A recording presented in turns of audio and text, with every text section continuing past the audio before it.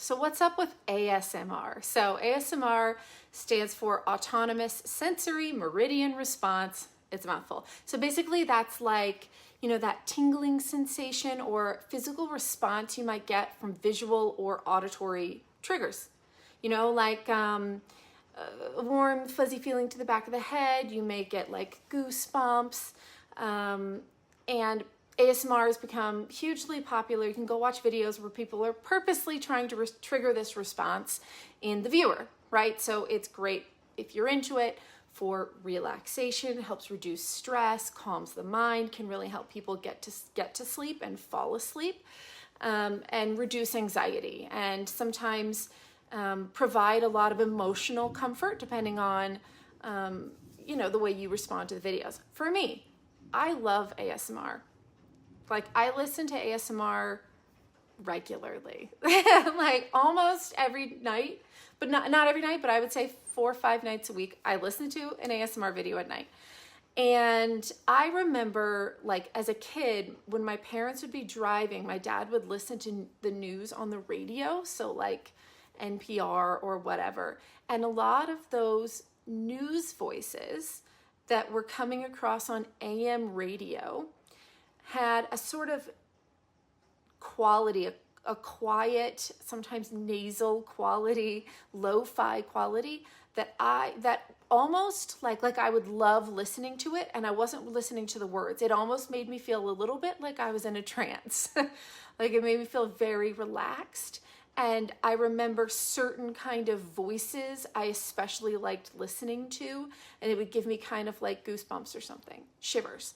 And I had no idea what that meant. I always just thought that was a weird thing that happened to me. And then as an adult, I discovered ASMR, what it was. And I was like, oh, that's what I was experiencing as a kid.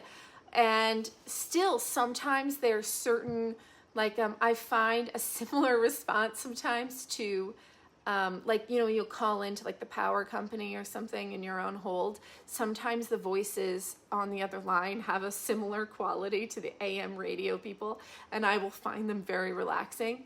ASMR could be everything from people just focusing on sounds, tapping and chewing sounds, mouth sounds, crinkling things, to full-on role plays where they're playing like a doctor and they're speaking in a low, quiet voice or a whisper, and it's all done point of view. They're looking at the camera. You feel like they're talking to you. Could be role plays. Those are hugely popular. So there's a huge array of stuff out there if you're into ASMR. It's interesting for me because I don't find going to the doctor relaxing at all. There's nothing relaxing about going to the doctor for me.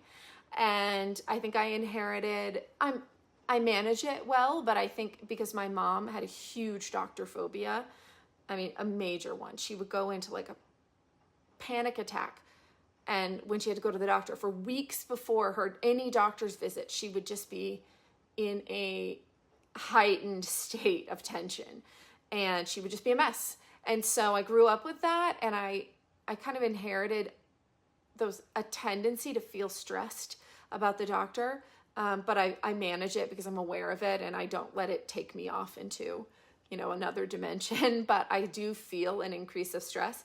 And it's funny because when I watch ASMR, I often watch medical role plays, which is interesting to me. But that's the power of that relaxation.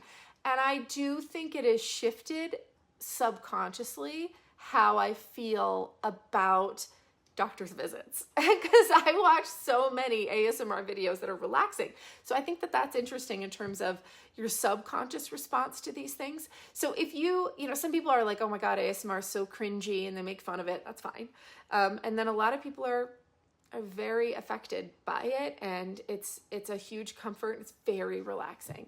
I'm one of those people. So if you've never watched ASMR, go check out look up ASMR role plays, and look up ASMR like triggers and sounds. Look up whispers and soft spoken and figure out what you like. See if it relaxes you.